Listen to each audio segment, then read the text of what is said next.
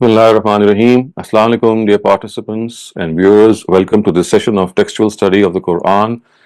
We are studying Surah Araf, which is the seventh surah of the Quran, and it is the second surah of the second chapter of the Quran. Also, the second chapter of the Quran is the chapter that actually culminates in the ninth surah, and it is this surah that pronounces judgment against the adversaries of the Prophet, peace be upon him, the adversaries being the idolaters, the people of the book, and the hypocrites. So, all of them, they are taken to task and they are told that if they don't mend their ways, then a final decision is just around the corner. And so, the build up is from surah number 6, 7, in which the Quraysh are addressed. They are told that as far as the reality is concerned, it is being conveyed to them. It's nothing new to them. They have associate partners with God without any justification. And Surah number 7 in particular adduces the same facts through historical reasoning.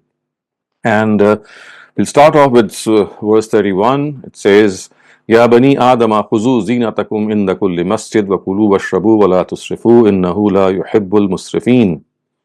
Children of Adam, come with your adornments at the time of your presence in every mosque, and eat and drink, but do not cross the limits. God does not like those who cross limits. So, what is being said here is that whether it is the Baytullah, which is the house of God, or any other mosque, people should come with their clothes on. Remember, in the previous verses, we have seen how the Quraysh had invented this innovation that people outside of their tribes must do the tawaf of the Kaaba without wearing clothes. So they are being told that this is not the right way. Simplicity and ascetic tendencies in dressing are among the etiquette of wearing ihram, and that has been adopted in Hajj and Umrah, and that too to the extent that is needed. So other than these two instances, the directive is to come to the mosque wearing clothes that one normally wears, and there is no mosque in the world that requires people to come to it naked as the Quraysh would do. So that is why they are said, Kulu washrabu wa la tusrifu, and eat and drink, but do not cross the limits. So the implied meaning here is that whether eating or dressing, none of them is prohibited. The only thing prohibited in the Sharia of God is extravagance or overspending, and people must abstain from it all the time. And God actually adheres to justice, and hence He likes people who adhere to justice and lead balanced lives. God does not like those who exceed the limits in justice and moderation. An unbalanced attitude can be excessive as well as deficient. It could be on either of the two extremes. So neither does God like a person who makes eating and drinking his objective in life and spend all the time that he has in these activities. And God also does not like people who forsake eating and drinking and they become ascetics and hermits. So both these extremes are ways of Satan. God likes that people lead a moderate and balanced life in every sphere, and that is why it is said that Kulu washrabu wa la tusrifu innahu la yuhibbul musrifin, that God does not like those who cross the limits. And these are not ordinary words. This is because people He does not like are the ones necessarily He hates. So when He says that He does not like these people, it actually means that He actually abhors such people. He hates such people who end up as spendthrifts and they indulge in extravagance. قل من حرم زينة الله التي أخرج لعباده والطيبات من الرزق قل هي للذين آمنوا في الحياة الدنيا خالصة يوم القيامة كذلك نفسر الآيات لقوم يعلمون. Ask them, O God's messenger, who has forbidden you the adornments of the Almighty which He had created for His servants, and who has forbidden the wholesome among the edibles? Tell them, they are for the believers also, even in this world, but God has also given the disbelievers a share in them, and on the day of judgment they shall be theirs alone. The disbelievers shall have no share in them. Thus do we explain our revelations for those who want to know. So, if you have to understand that as far as the forbidden things are concerned, the Quran says that all those things that are tayyibat min rizq, which means that are wholesome among the edibles, So they are the ones that are allowed. And the word zina, which is used in this verse, Kul man harrama zinatallahi allati akhraja li ibadihi, that who has forbidden these wholesome things and this zina. So the word zina actually, it refers to some embellishment, some object that a person uses to enhance or embellish something to taste, something to gratify and satisfy his aesthetic taste. So dress and jewelry are the zenith of the body. Curtains and sofas and so on and so forth, carpets and rugs, sculptures, they are zenith of the house. Orchards and gardens and buildings and other similar things are zenith of the city. And as we all know that music is the zenith of the voice and poetry is the zenith of words. So what the Almighty is trying to point out here is that, or we understand what He's trying to point out here, is that the sophistic interpretation of religion or the mystic interpretation of religion, which Sufis do, they think that all these things are illusions, and they generally regard them to be prohibited. That all things that make you indulge, they think that these are forbidden and undesirable and unworthy, and they have to be forsaken because they think that these are impediments to spiritual enhancement. But if you look at the Quran, it does not subscribe to this view. It refutes all these tendencies and all these points of view. It actually very strongly says that all these things are lawful. In fact, in this verse, it actually chidingly inquires of the person who dares regard as unlawful what God has created for human beings. These words are actually a statement of argument that none of God's acts are meaningless. If He has created these things, then the purpose is that people use them while giving due regard to His limits. And their mere existence shows that there is no undue restriction on their use. This is something very important to understand, and people who actually enter the fold of religion, they often become very die-hard, in fact hard-hearted individuals who think that they have to forsake the pleasures of life. This is not what the Quran has said. He says that these are the zina, they have been given as a favor to the believers, and they are for the believers also even in this world, which means that these sentences, I mean, they express the fact that what is not for the believers or the disbelievers has to be understood. That these words, that benefiting from God's favors is neither against faith nor piety. God has in fact created all these things for the believers. So the rejectors of God receive these things because the believers are blessed them, and as a byproduct that they are blessed with them, with these things, and because of the period of trial which they have to endure in this world. So the disbelievers, they get these pleasures as a byproduct because the believers are blessed with them, and because they are to go through or endure a trial in this world.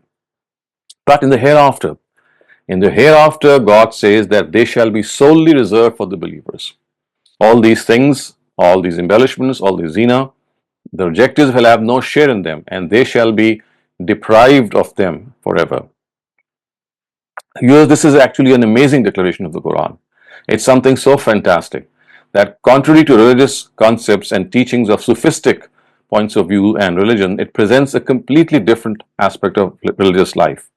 Instead of urging people to forego the pleasures of this world in order to attain the nearness of God and union with Him, the Quran has actually urged the believers to abstain from being spendthrifts, but to benefit without any hesitation from all the objects of embellishment or zina within the limits prescribed by God, and to show gratitude for His favors. This is a real game changer, and we have to understand that the point of view of the Quran is so different. It is so balanced. It allows us to benefit from these things. It only asks us to not go to extremes, and benefiting from all these things is like God's way of granting His favor to us. And in this world, these favors are also given to the disbelievers, but as has been said, that in the hereafter they will have no share in them. So the words are khalisatan yawm al-qiyamah. قُلْ هِيَ لِلَّذِينَ آمَنُوا فِي الْحَيَاةِ الدُّنْيَا. In this world they are also for the believers, but khalisatan, purely for the believers on the day of judgment. And God says, thus to be explained are revelations for those who want to know. And then comes that very important verse that tells us that what actually is forbidden. So what is not forbidden, of course, should not be regarded as forbidden, but what actually is forbidden, what is that? قُلْ إِنَّمَا حَرَّمَ رَبِّيَ الْفَوَاحِشَ مَا ظَهَرَ مِنْهَا وَمَا بَطَنَ وَالْإِثْمَ وَالْبَغْيَ بِغَيْرِ الْحَقِّ وَأَنْ تُشْرِكُوا بِاللَّهِ مَا لَمْ يُنَزِّلْ بِهِ سُلْطَانًا وَأَنْ تَقُولُوا عَلَى اللَّهِ مَا لَا تَعْلَمُونَ.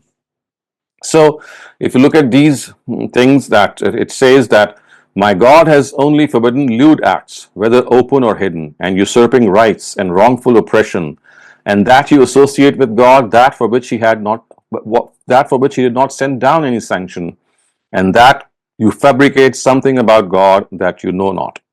So if you look at this list, it comprises of 5 things, and the first of them is innama harrama rabbi al fawahisha ma zahara minha wa ma batan. The first is lewd acts, lustful acts, whether they are forbidden or they are hidden. So vulgarity, whether committed openly or secretly, is forbidden under all circumstances. It is used in the plural form. I mean, the word is fawahish, so that it can include all sorts of vulgarities, including fornication, homosexuality, bestiality, and all of the sins of similar nature. So the word fawahish actually comprehensively includes exposing the private parts before others, spreading details of sexual nature, or fornication. So all these are mentioned in one compact word, and which is fawahish, and it is said that whether it is committed openly or secretly, it is forbidden. So this is the first thing. The next thing is wal ism. So wal ism wal baghi, which means usurping rights and wrongful oppression. So qualifying the word oppression with wrongful, as you can see, that if you usurp rights and you indulge in wrongful oppression, it would mean that you are doing something which is of heinous nature. It does not mean that there are some types of oppression which are not wrongful. Every type of oppression is wrongful per se. So the word is also used to qualify the crime of killing the prophets of God, as we know that has been used in this sense. So oppression, of course, is something which is al-baghi bi ghair al-haq, which means that it has absolutely no justification.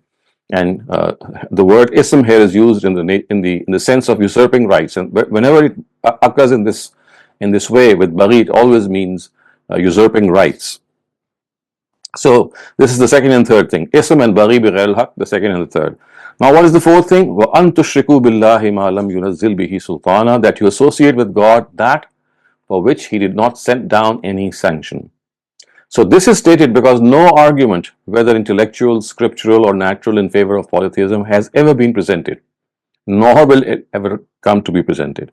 So that is why it is said, "An tushriku billahi," that you associate partners with God without any rhyme or reason, without any justification. And the fifth and final thing which is mentioned here is وَأَن تَقُولُوا عَلَى اللَّهِ مَا لَا تَعْلَمُونَ, that you fabricate something about God that you know not. So it is evident from the preposition in technical Arabic, because the verb and the preposition do not collocate. So the actual construction is to the effect muftarina ala Allah. You see, and it says that muftarina ala Allah, an taqulu muftarina ala Allah, which means that you ascribe edicts regarding the lawful and unlawful on the basis of your personal preference. And if in accordance with personal desires, religious innovations are invented, or if Sharia directives are fabricated and then ascribed to God, then these expressions and these practices, they actually are denoted by this fact that an taqulu Allahi ma la ta'lamun. So in other words, bid'at, or all forms of innovation, that you make a religious act and then you say that it is from, you make up a religious act and say that it's part of religion, and it is something that has been prescribed by God. So all this is called bid'at, and in the language of the Quran, an taqulu alallahi ma la ta'lamun, that you ascribe to God which He never said. So these are the 5 things the Quran has emphatically stated. So all things that have been prohibited, except for the edibles, because the tayyibatin min rizq, they have been stated separately. But all the rest of the list of forbidden items, they fall under these 5 categories. So either they are fawahish, or they are ism, which means they belong to usurping rights, or they are baghi bi ghair al-haq, that you exceed the limits without any justification, or they are of the nature of shirk, which is the 4th one, and the 5th one is any sort of religious innovation. So these are the 5 prohibited items, 5 prohibited categories, we can say, and all items, they fall under either of these categories. And anything which does not fall in these categories, it can safely be said that they cannot be regarded as prohibited. So the question that arises after reading this directive regarding zinat is that what then is forbidden in the Sharia? So the verse has answered this question in a very, very emphatic way, as I just said, that besides some edibles which have already been dealt earlier on, just 5 things, only these 5 things have been prohibited, and no one has the power to declare anything above and beyond these 5 things as prohibited. So anything which will fall in the ambit of these 5 categories will be regarded as prohibited. وَلِكُلِّ أُمَّةٍ أَجَلٌ فَإِذَا جَاءَ أَجَلُهُمْ لَا يَسْتَأْخِرُونَ سَاعَةً وَلَا يَسْتَقْدِمُونَ. At this moment you have no fear, but one day he shall definitely seize you due to your rebelliousness regarding all these prohibitions, because a time has been appointed for each nation. A time has been appointed for each nation, then once its time ends, even for a moment, it can neither be pushed back nor moved forward. So it is evident from this that just as people have an appointed time after which they pass away, nations and people too have an appointed time after they just fizzle away from the stage of this earth. And this time is fixed accordingly with their own decadence in technical know-how and in morality. If in this situation the truth is conclusively communicated to them by messengers of God and they still do not mend their ways, then God sends down His scourge and torment on them.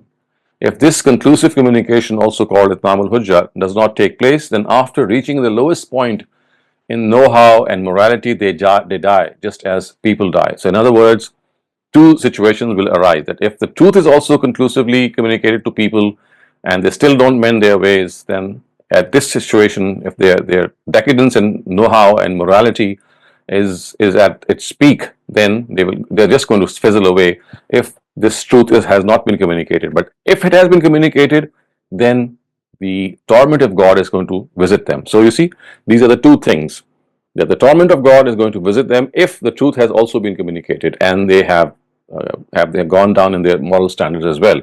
But if the truth has not been communicated fully, which is of course in times when messengers of God are not there, then they are not visited by a scourge or by a torment. They just fizzle away and they just disappear from the face of this earth. And that is why we know that in the Quran it has been said that there is no such nation which God does not destroy before the day of judgment or does not send down stern punishment on them. So every single nation has to pass through either of the 2 options. Either it fizzles away with life, or it is destroyed because of its the fact that in spite of being communicated the truth, it did not mend its ways. And history actually tells us that first the progenies of the Hamites, which are of course the son of Ham, who was the son of Japheth, and Japheth we know is the third son of Noah. So they were the ones who appeared on the face of the earth. And then we know the same ascendancy was given to the Semites. And Semites, of course, are the ones through which the Semitic races are born. The Prophet Abraham and his progeny are all Semites. And after that, the progeny of Japheth, which is the third son, as I just said. So Sam, Ham, and Japheth, the 3 sons. So the Japhites are the ones who are actually the last of these nations to grace this earth. And of course, they are the ones who are still living. And it seems from the Quran that with them, with their demise, the history of this world will also end. And the Quran says that after this, the day of judgment will come.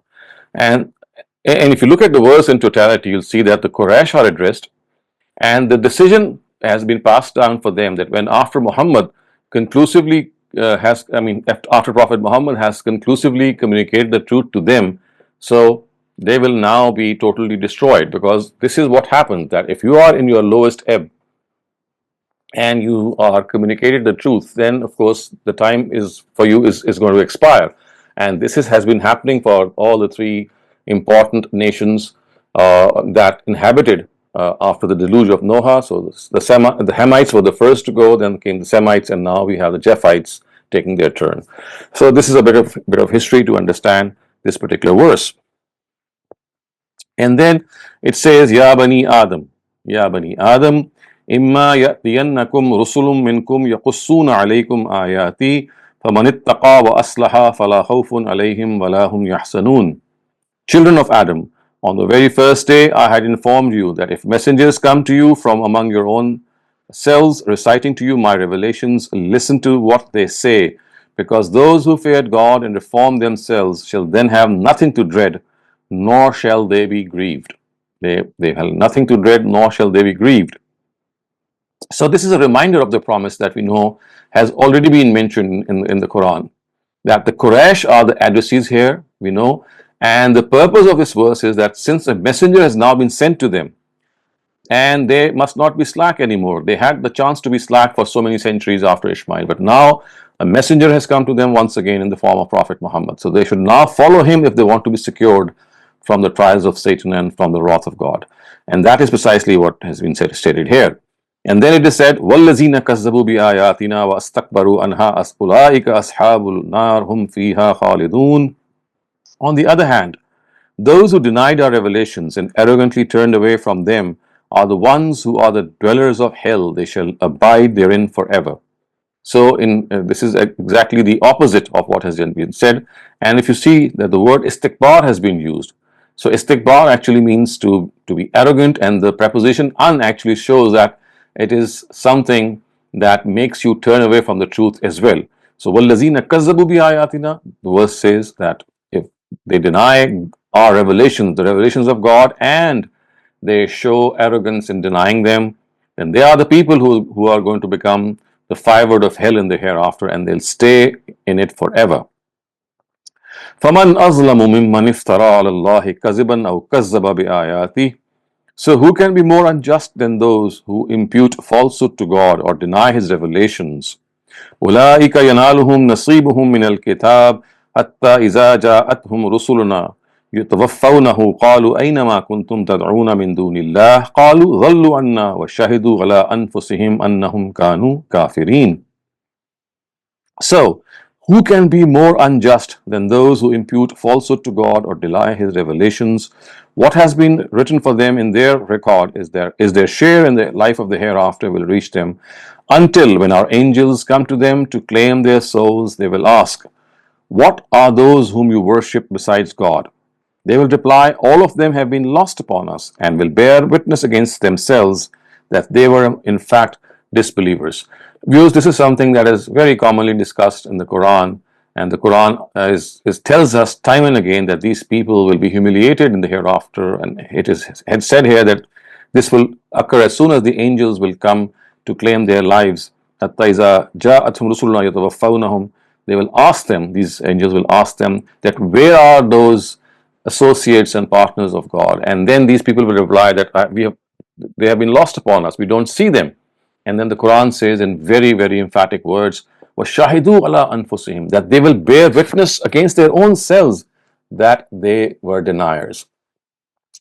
And this is something that you can really see, it adds insult to injury.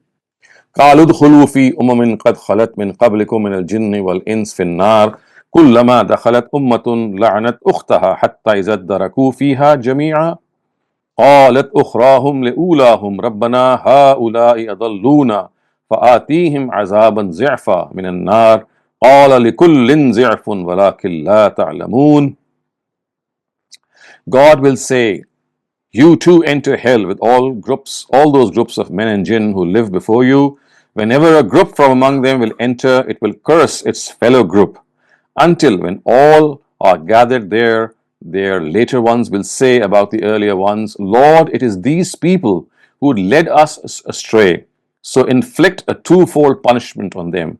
God will reply, for each of you is a twofold punishment, but you know not.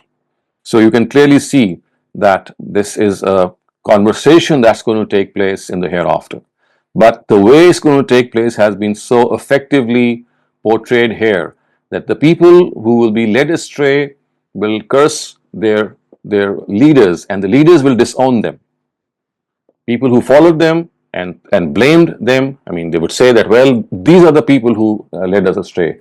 But the leaders will say that we never led them astray. It is they themselves who have gone astray. In fact, these followers will say that please give them a double punishment, because they are the ones who are responsible for our fate also. But God will reply, as has been said here, that it is double for both of you, as you can see from the Quran. Zirfan, فَآتِهِمْ عَذَابًا زِرْفًا مِنَ النَّارِ.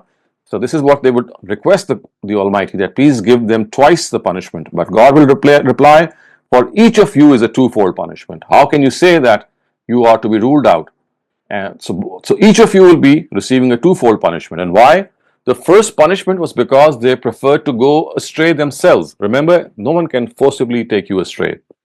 So they chose this path for themselves. And the second punishment is because they led others astray and left a legacy of wrongdoing for them. So the reason for this is that both vice and virtue are transferable by nature. Their effects are transferred. They are contagious. And just as every act of killing is written in the account of the killer, it is also automatically written in the account of Cain, the son of Adam, who committed the first murder. And this murderer becomes a Cain for those who come later, and this process continues in this way from earlier to later generations.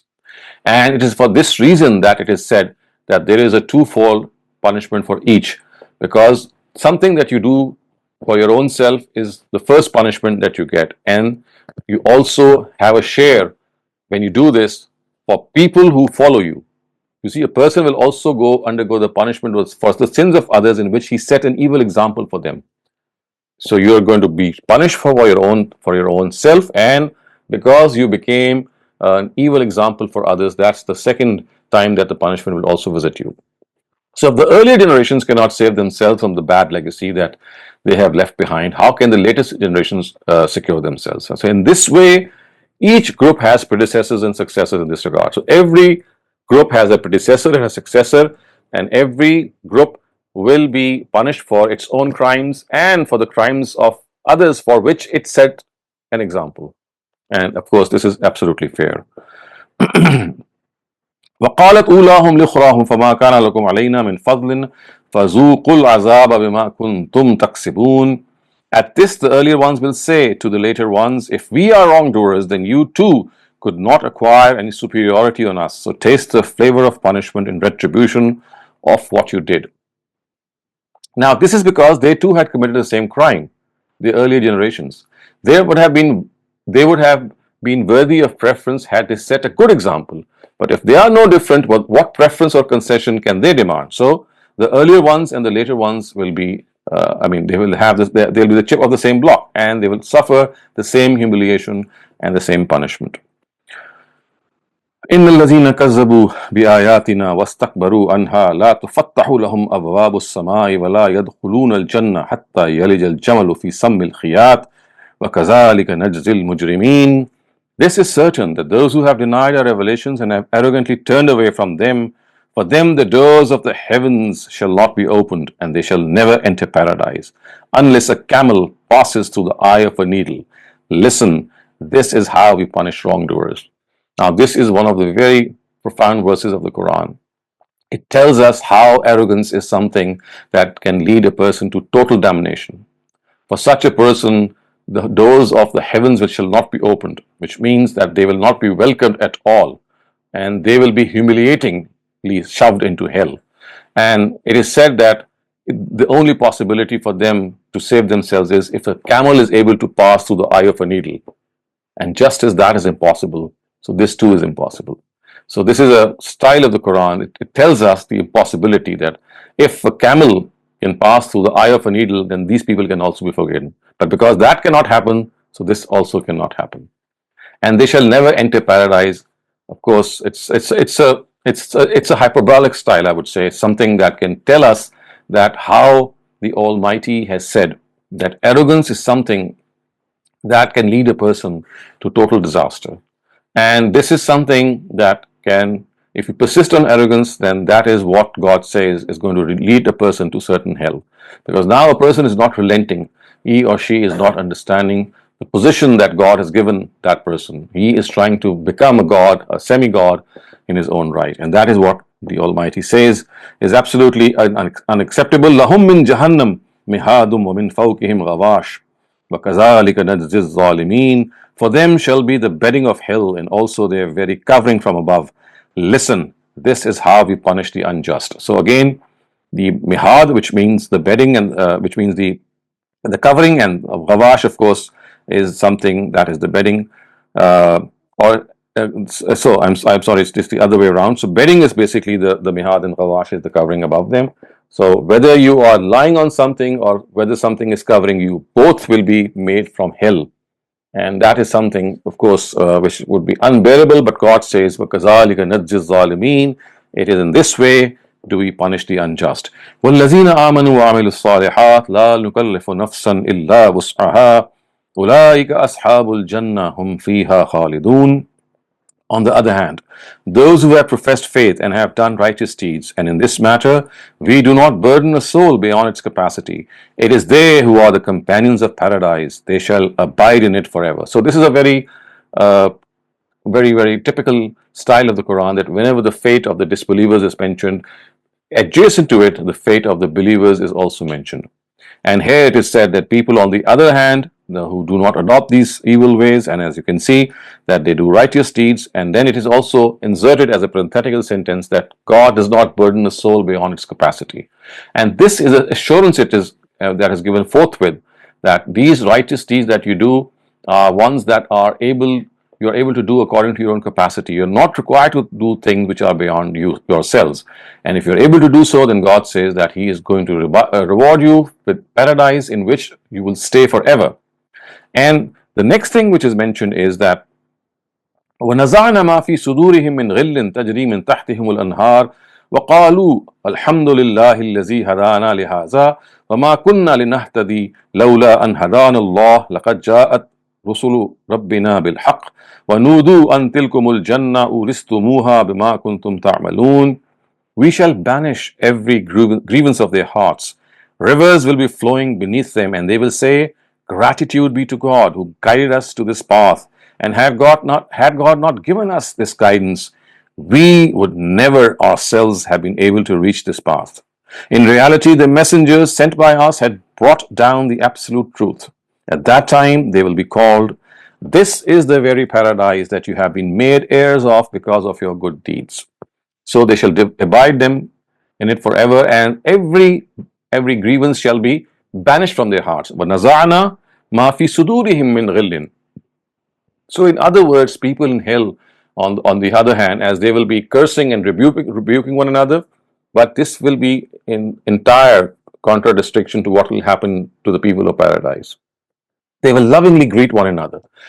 The malice found in the hearts in the previous lives will be removed from them, and there will be nothing but affection and respect between them.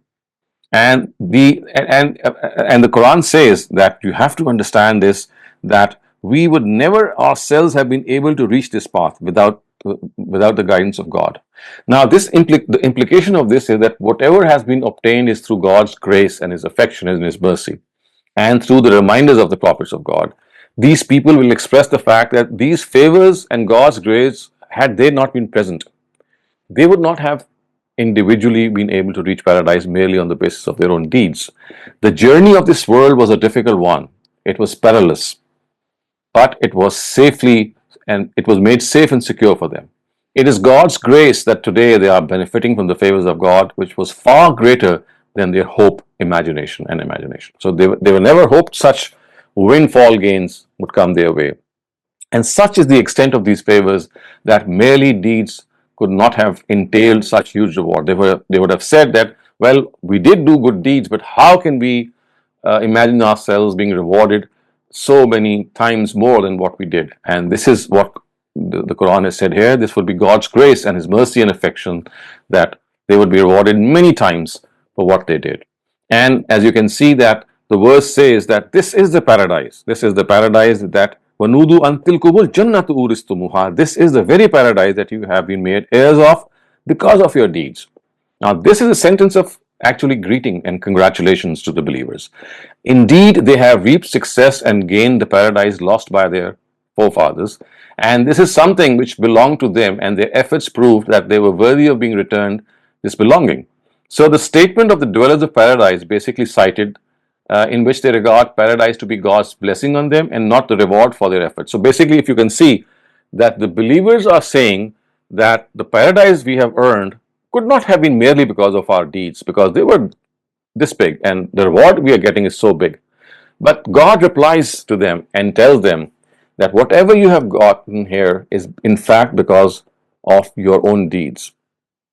This verse says that God regards paradise to be the reward of their efforts. So in reality, this would be a completion of favor from God. And this verse actually elevates the status of the deeds of people to such an extent that a higher status cannot be imagined. So whatever we receive in this world, it is because of God's grace, and in the hereafter too, this will be something, the punishment that they are going to receive, people who do not listen to Him, do not follow His ways, is something that they would earn for themselves. So with this, we come to an end to today's passage. Inshallah, we'll continue from here on in our next sessions. And if you have any questions regarding the passages that we have just studied, you may raise them now.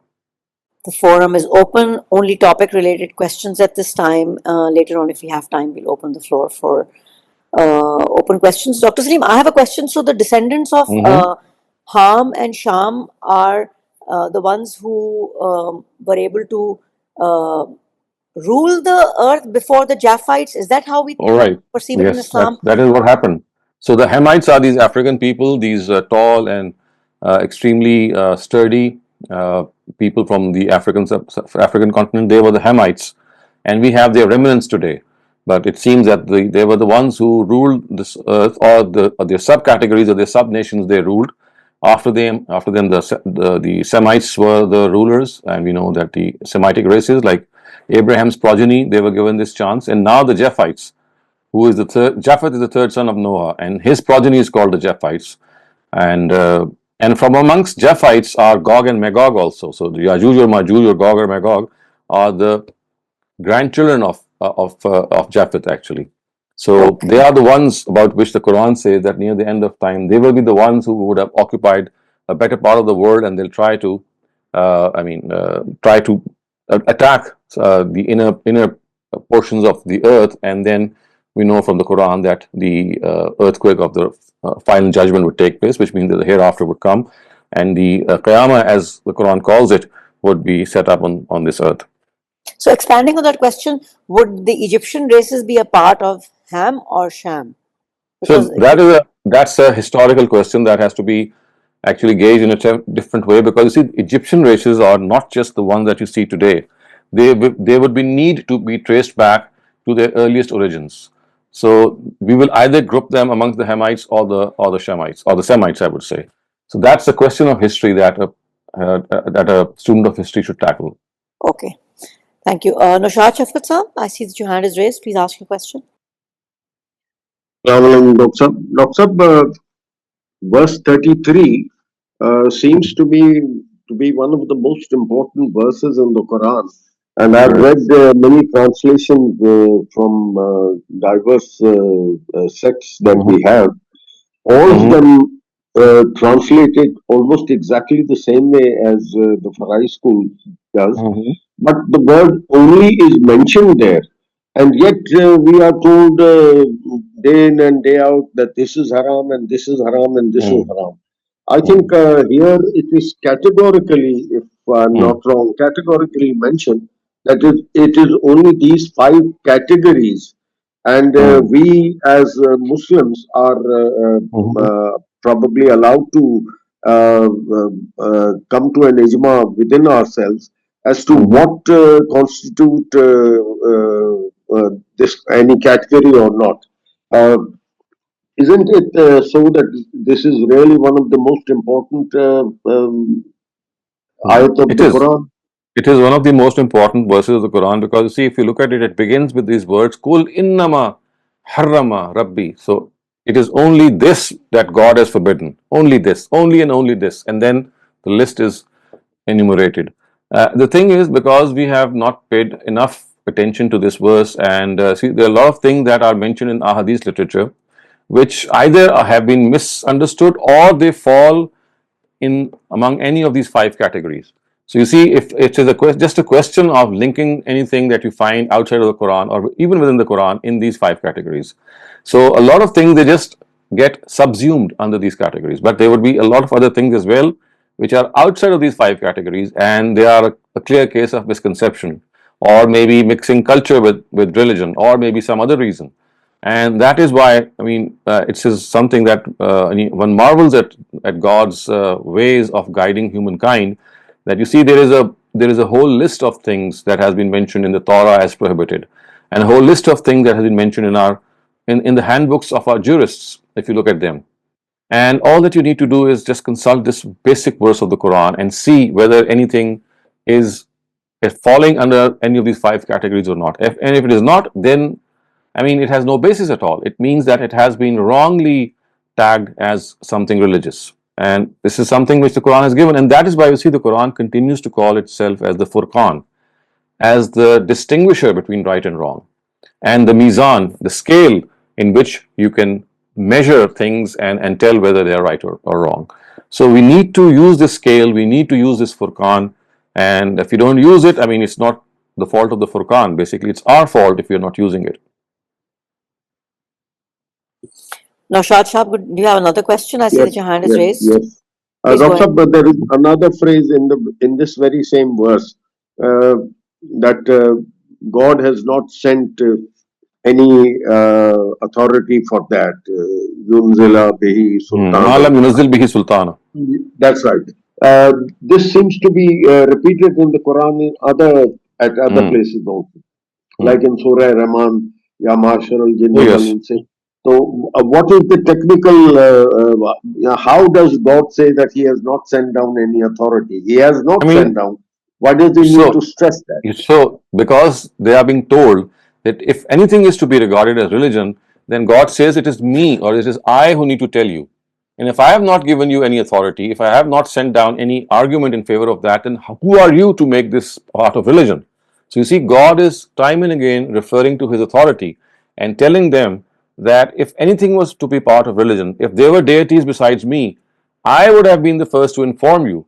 And if I have not given you any sanction, then who are you to create these things and make up these things and ascribe falsehood to God?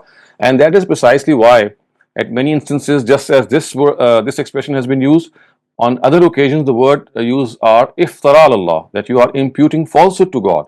You're ascribing something which is totally baseless and false, and then saying that it's from God. You're making up something yourself and then saying that it is from God. So this is a very common argument that God has employed against polytheism, and I have asked them that where have these deities come from? Because if I had partners, I would be the first one to inform you. I would have been the first one to give you sanction for that. And in the absence of that sanction, you have no way, I mean, you should in no way accept anything unless I tell you. But repeatedly, human beings, they exceed this authority. Thank you very much, sir. Thank you. Okay, I don't see any raised hands at this time, Dr. Saleem. If anybody has any questions, please go ahead and ask them. Any questions related to the passage? We have the floor open right now for passage. Otherwise, we'll move on to idiomatic translation. Dr. Saleem, maybe we should move on to that because I don't see any. Okay, so I'll start off the idiomatic translation. Ya Bani Adam, Ya O Bani Adam. Bani is progeny, Adam is Adam. So, O progeny of Adam, Huzu, take hold, Zinatakum, your zina. So the word zina can be translated as embellishment. Take hold of your embellishment in the near, kulle, every, masjid, mosque. So take hold or get hold of your embellishments, or maybe grace your embellishments, or wear your embellishments in near every mosque. Wa and kulu, eat. Wa and washrabu or ushrabu, drink. Wa and la, not. Tusrifu, indulge in extravagance. So eat and drink, but do not indulge in extravagance. Innahu, the one who does so, la, not. Yuhibbu, liked. Al musrifin, those who exceed limits. So innahu exactly, if on the contrary, is something that relates to God. So innahu would mean indeed he, indeed God. Inna, indeed, who is God. Innahu, indeed God. La, not. Yuhibbu, like. Al musrifin, those who are spendthrifts or those who are extravagant. So God does not like the extravagant. Qul, ask them. Man, who? Harrama, declared prohibited. Zinat Allah, God's zinat or God's embellishment. Allati, that. Akhraja, that He made. Li'ibadihi, for His people. Ibad is people. He, His. For His people.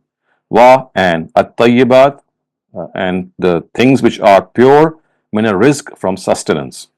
So these are the two categories: the zina that He has created for His people, and the tayyibati min rizq, and the pure things from amongst the sustenance that He has given us. And then it is said, Qul, tell them, here, these, lillazina, for those, amanu, who have believed, fil, in, hayatid dunya, this world. So tell them that these tayyibati min rizq and these things that God has created as zina, they are for the people who have believed in this world. Khalisatan yawm al-qiyamah. Khalisatan, purely, yawm al-qiyamah, day of judgment. So, but they will be purely for them on the day of judgment.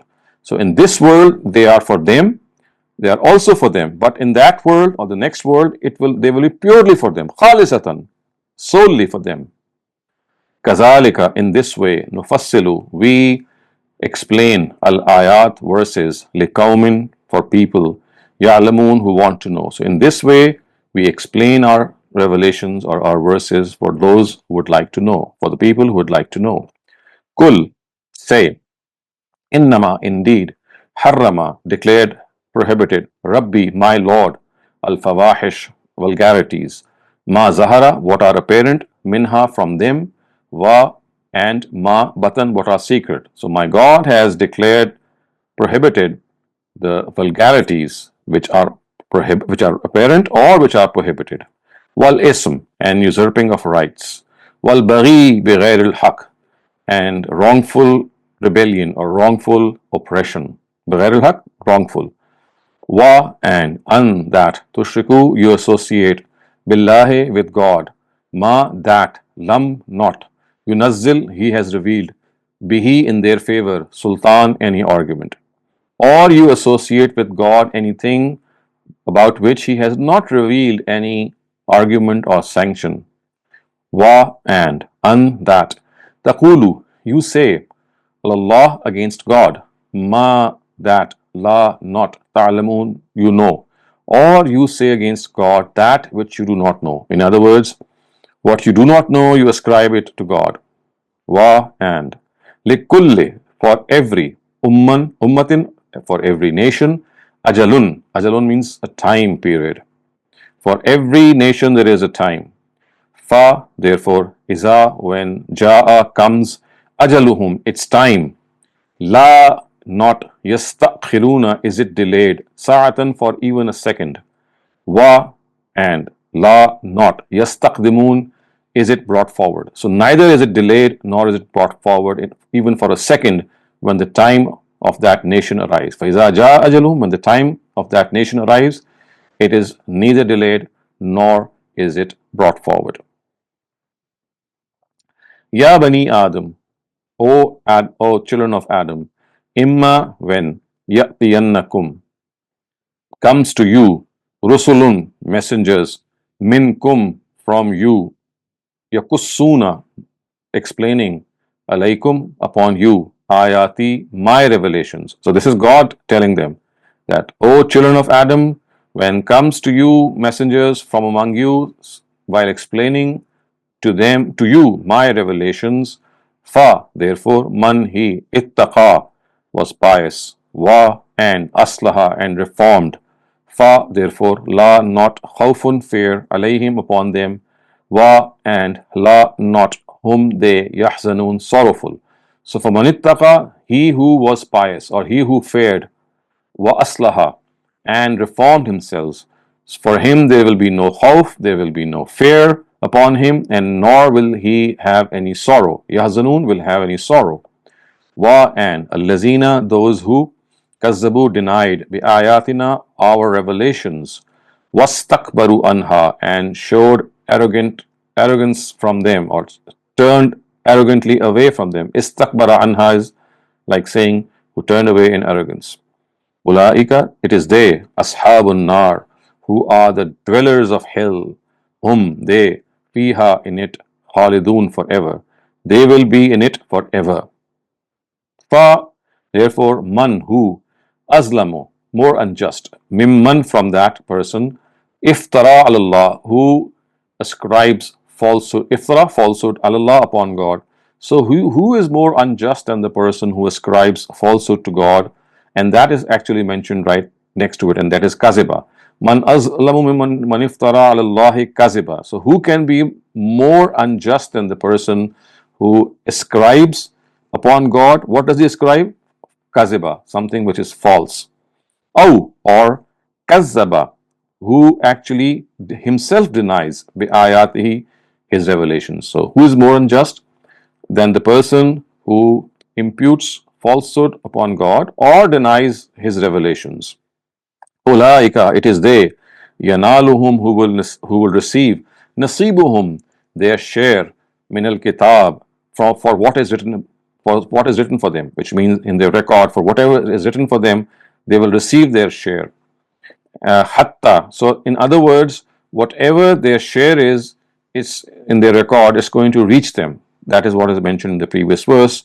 That Ulaika yanaluhum, they will, their share, yanaluhum, reach them, nasibuhum, their share, min al kitab, from their own record. Hatta, until, iza, when, ja'athum, comes to them, rusuluna, our messengers. And of course, messengers here refers to angels because they are the ones who give death, which is mentioned right ahead. Yatawaffawnahum, until when our messengers come to them to give death. So you can automatically see that the word rusul is also used for angels. So until when our angels come to them to give them death, alu, they will say, Ainama kuntum, where ma kuntum are those tad'una min dunillah, you would call min dunillahi, besides God.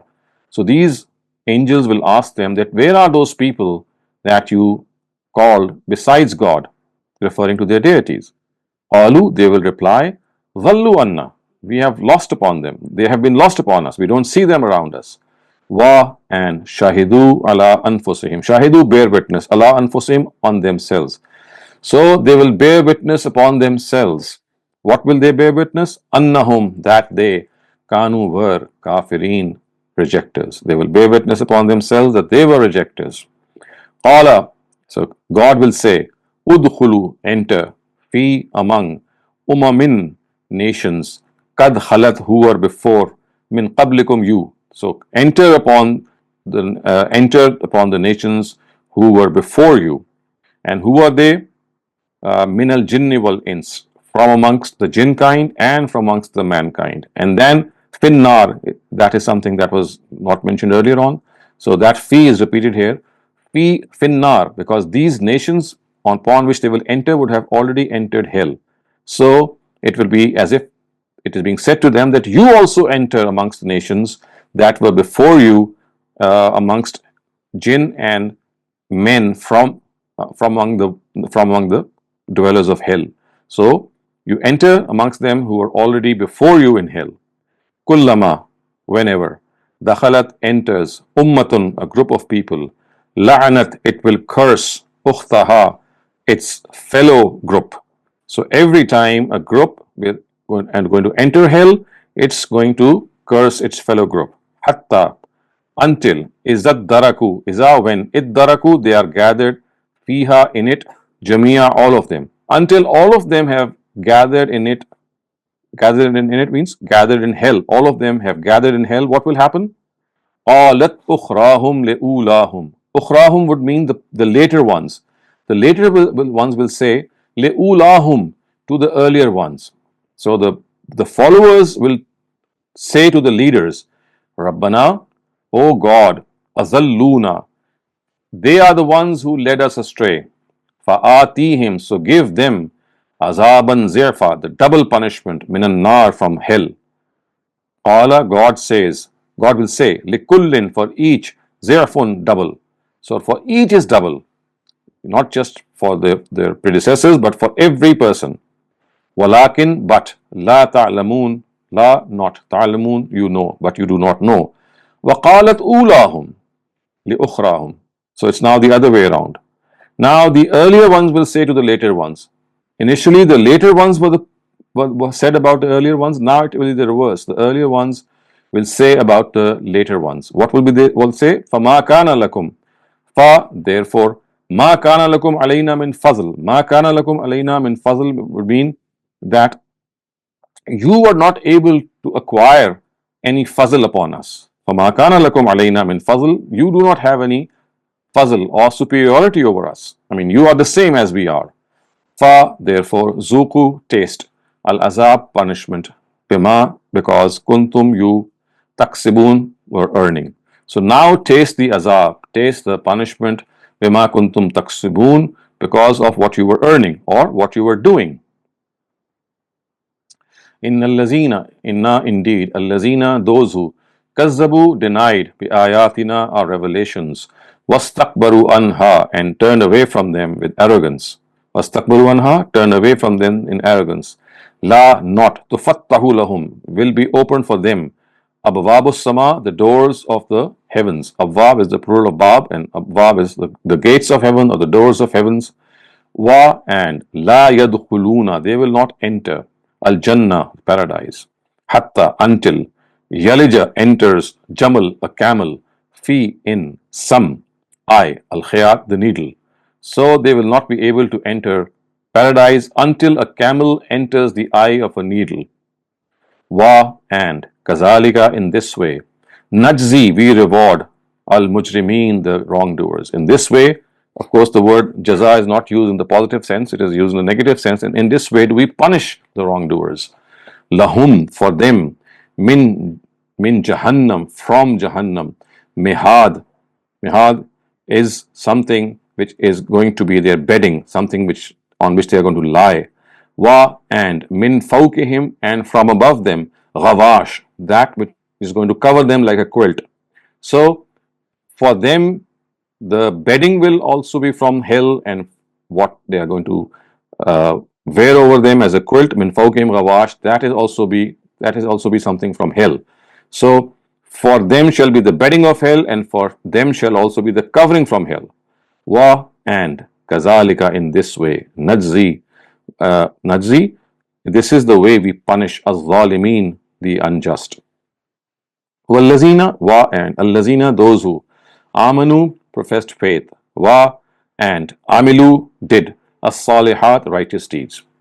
Otherwise, those who did righteous deeds, la nukallifu nafsan illa wus'aha, and we, la nukallifu, we do not hold accountable nafsan, a person, except wus'aha, what is in his capacity. So we do not hold accountable a person, or we do not burden a person except what is in his capacity. Ulaika, it is these people, ashabul jannah, who are the dwellers of jannah, who are the dwellers of paradise. Hum fiha khalidun, hum, they, fiha, in it, khalidun, forever, they will remain in it forever. Wa, and nazana, we will brush away, or we will take away, ma fi sudurihim, whatever is in their hearts, min ghillin, which relates to anything which is of the nature of malice. So anything which is of the nature of malice or grievance, we shall take it away. Nazana, we shall take away, ma fi sudurihim, whatever is in their hearts, min ghillin, from anything that is related to malice or grievance. Tajri, flow, min tahtihim, below them, al-anhar, rivers, and rivers or canals will be flowing beneath them.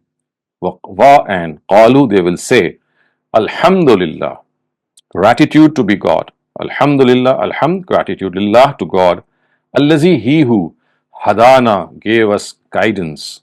Lihaza, on this. Alhamdulillah, allazi hadana lihaza, gratitude be to God who guided us to this. This, of course, refers to the fact, to this path. Lihaza sirat. Lihaza sirat. Wa, and ma, not. Kunna, were, linahtadiya, and we would not have been guided. Wa ma kunna, we would not have been, linahtadiya, guided. Law, if, la, not, an, that, hadana, gave guidance to us, God. We would not have been guided until or unless God had guided us. La, indeed, la, therefore, or you can say that it's like a particle of stress or emphasis. So, certainly, kad, indeed, ja'at, came, rusulu rabbina, the messengers of our Lord, bil haq, with the truth.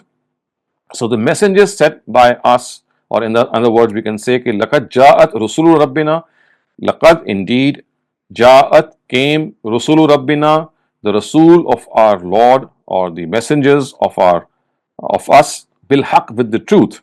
So messengers sent by us had brought nothing but the truth. That is what is implied here.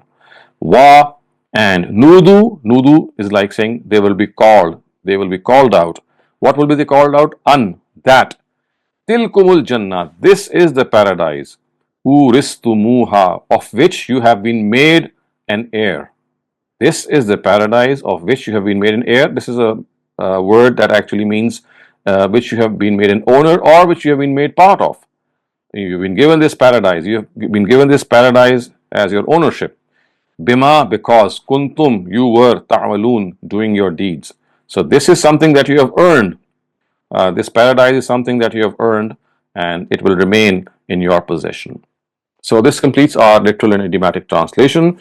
Today we might have to end our session 15 minutes earlier also at 9:15 our own time. So please you can use these remaining 15 minutes for any discussion on this topic or anything which is beyond this. Thank you, Dr. Saleem. If anybody has any questions pertaining to the passage, please raise your hands. Otherwise, I can open the floor for general questions. Or Dr. Saleem, if there are no questions, would you want to end the session early, probably? I mean, we will have it, we'll end at 9:15, which is 15 Okay, minutes that's from fine. now. So if there are questions, of course, we can take them. Otherwise, you can take off-topic questions. And if there are no off-topic questions, of course, then we will end our session. Okay, so everybody, you heard Dr. Saleem. Okay, Naseem Afridi, please. Naeem Afridi, sir, please ask your question. Assalamu alaikum, sir. Wa alaikum assalam. So my question is rising in my mind is both the creations are sharing destiny and hellfire.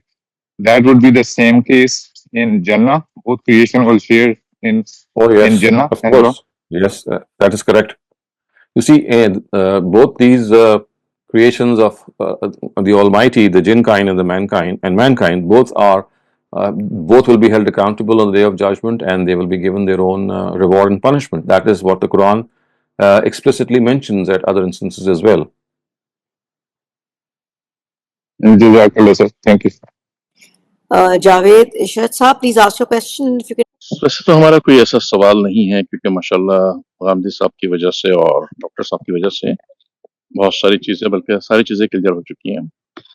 But एक चीज हम पूछना चाह रहे थे कि ये gold पहनने को यहाँ पे इसमें तो हराम किसी जगह पे नहीं लिखा हुआ कुरान में कि मर्दों पे गोल्ड हराम है। तो हमारी अंडरस्टैंडिंग ये है कि मर्द गोल्ड पहन सकते हैं, लेकिन कुछ हमारे अहबाब होते हैं, ऐसे अहबाब हैं जो बड़े लिखे लोग हैं काफी, और कहते हैं कि साइंस प्रूफ करती है कि गोल्ड मर्दों पे हराम होता है, इसकी ये प्रॉब्लम्स आती हैं। तो हमने उनसे क्वेश्चंस किया कि हमें तो कोई ऐसा आर्टिकल साइंस ने अभी तक नहीं दिखाया, ना हमें मिला किसी जगह पर। तो अगर कोई ऐसी चीज मिलती है तो जरा प्लीज बताइए, अदरवाइज तो हमें कोई ऐसी चीज इसमें नजर नहीं आती। ये अगर कोई गोल्ड पहनना चाहे तो वो पहन सकता है कोई भी आदमी। तो अब पता नहीं हमारी अंडरस्टैंडिंग सही है कि गलत। Javed sir, we haven't opened the floor for general questions. If I can just hold that question back for a minute, maybe we will have some questions related to the passage. If anybody has any questions related to the This passage, passage is very, this is everything is clear, absolutely clear. Yes, I can answer your question. So you see, you're absolutely right that neither gold nor silk has been prohibited in the Quran at any instance. But we have to understand the background of from where this prohibition has come from.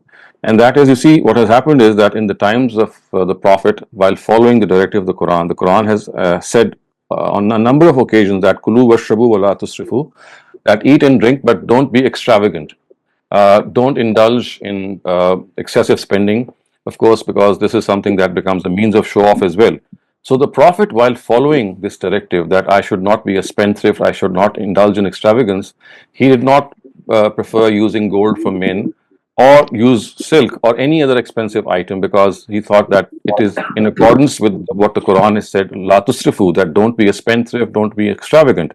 So today also we will look at this directive of the Quran in the same perspective and see that whatever things become a status symbol in our society, and you see societies are different. For example, Eastern societies are different from the Western ones.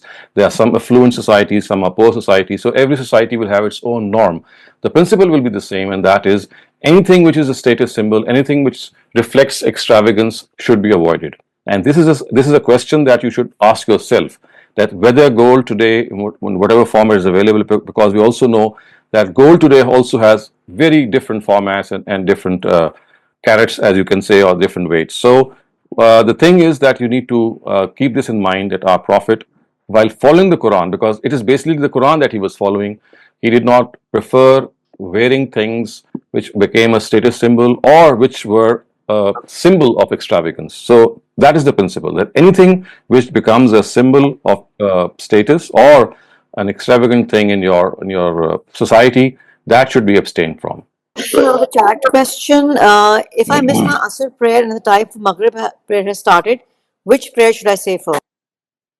So if because you started the Asr prayer, it's good to complete it and then start your Maghrib prayer. Otherwise, it is okay the other way around as well.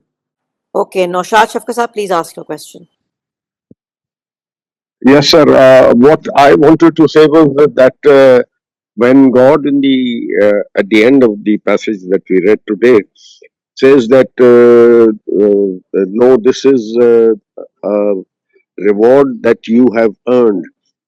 I think Amin, Ahsan, Islahi Sahab has said that this is a commendation from God because usually a person will not enjoy the full benefits of anything that he is given unless he feels that he has earned it. Earned it. So, Yes. is Right. that correct, sir? Yes, that is absolutely correct, and I think that is what I also referred to. That you see, the believers themselves would say that this is something that our deeds were not enough to earn, because the reward is so huge, and our deeds are not commensurate with the huge reward. But God will reply that no, it is basically your deeds who have made the day, and your deeds have earned whatever you have earned. So this is really like completion of His own favor. That although it would be God's grace as well, but God will not mention it to the believers. What He would say is that basically it's your Absolutely. struggle and effort. And that struggle and effort, of course, is something on which God will add His own grace, that is understood. But whilst answering them, God actually stressed the part which was done by them, so that they are able to understand that basically they have done what they have done has made them worthy. So basically, they have become eligible for their own efforts because of their own efforts, and whatever has been added is going to be added later on. First, they have to become eligible for that. So that eligibility is something for which they themselves, got into that position that they could be regarded as eligible. I have a chat question, Dr. Saleem. Verse 31 prohibits extravagance. What is the criteria of extravagance? It may be different for different category of people. Something Correct. extravagant may not be so extravagant for another. That is correct. Extravagance is something that you have to understand yourself. It is your own perception to the society that you live in, to the wealth that you have. So, for something that is extravagant for a common person would not be extravagant, for example, for Bill Gates. So, it all depends on your own status and on your own society as well. But the bottom line is that the best judge for extravagance is again your conscience. Your conscience will tell you where you are doing something merely to show off and merely to indulge yourself, and where your purpose is just to buy a good thing. So trust your gut feeling and conscience. So, Khuda Hafiz everyone, and inshallah we'll convene again next weekend for our weekend sessions and textual study of the Quran.